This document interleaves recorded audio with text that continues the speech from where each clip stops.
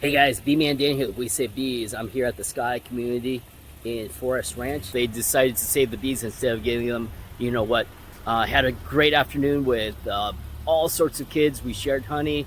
They got to see a bunch of videos. I didn't want them to get too close, you know, for safety's sake. And this community, absolutely beautiful. I love being able to share the wonders and the joy of bees, and especially the innocence of kids and the questions they ask is so pure. And I wish all kids, especially schools, whenever they get bees, get them rescued so that we start to educate our next generation of what is proper, what should be the standard, what should be the norm, versus what we decide is acceptable in today's society, which is treat them like pests and just get rid of them. That's not cool. We depend on them for food, so let's respect them and have some sort of reverence and at least save them. So thank you guys and enjoy the rest of this removal. All right, one of their favorite places to live are these irrigation boxes, and we're gonna start with a little bit of smoke. I'm listening for a change in their tone, their tempo, their buzzing, just to make sure we have enough good smoke saturation. This is how we communicate with them. They communicate by smell, by pheromones. If I just rip this lid off, they're gonna come after me and basically do what's called, I call it stranger danger, but they call it the alarm pheromone, and that just signals to the rest of the bees that they're under attack or they should be concerned, and I want to make sure that we can cover up their ability to do so. Now, very gently open this up.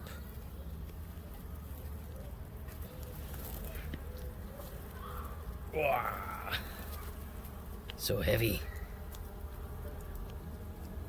And they're all stuck in the wires. Jesus.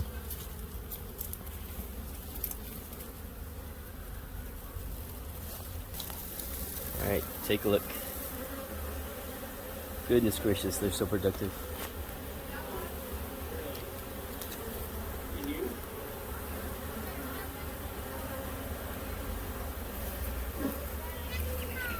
And here's the other half.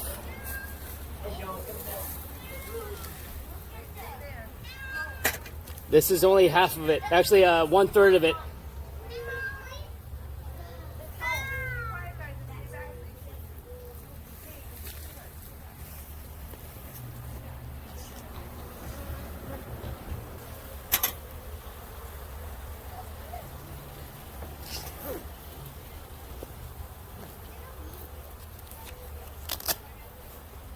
All right, guys, you can start to walk a little bit closer. And then do me a favor, and if they come at you, don't swat your hands. What ends up happening is most of the time when people hit their butts, they get stung on accident. Sounds good. Say hi, guys. They live here, right around the corner. So, little hive tour. This right here is all honey. And then we've got the babies right here. These cells. This is what I'm after. This is what we're gonna use to lure the bees out. And then these right here, pollen.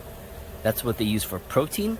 And the honey they use for food stores. We don't really have a winter, but if we did, they'd have enough food to last the winter before spring hits again. And that's all more honey. Honey, honey, honey, honey. And then over here are all the babies. This is what I'm really after. So the idea is I'm going to be using these babies to lure them into my box, and then the rest of the bees will leave this irrigation box into one of my boxes. And then from there, then we'll see what happens next. All right, and here are the babies that I am kidnapping. These are in the larval state. You can see some grubs in there, right there. And then right above that is a tiny little egg, grains of rice. So this is what's going to incentivize them to move from that to over here, because we need something that's familiar and what they want to protect and take care of. So, all right, back to work. All right, most of this is cleaned out, and here's one of my favorite parts besides the reveal, is scooping. This is how we get the bees to physically move. Yes, they can definitely sting through these. This is not the best protection for humans, but it's the best for us to feel what's going on. This allows us to have maximum dexterity so we can feel the situation, make sure we're not too harsh on the bees, not moving too fast. And it's also a really neat sensation. Goodness gracious, girls. Bees everywhere.